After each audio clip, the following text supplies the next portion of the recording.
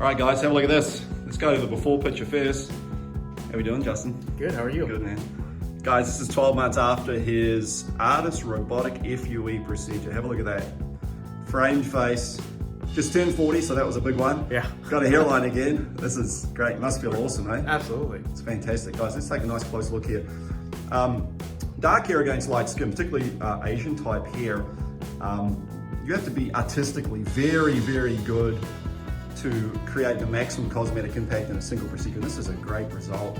Just look how natural this looks. Let's work our way around here. Really nice and close.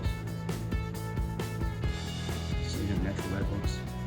Bring his hair short. ARTAS Robotic FUE eliminates the typical human error issue that's really common with typical FUE procedures where you're not using robotics, where the chances of damaging the existing hair the transplant hair is much greater. So accuracy, reproducibility with robotics, it does not make mistakes. And this is what you get.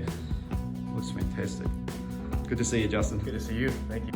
For a free evaluation, call PAI at 888-724-5129 or go to WeGrowHairIndy.com.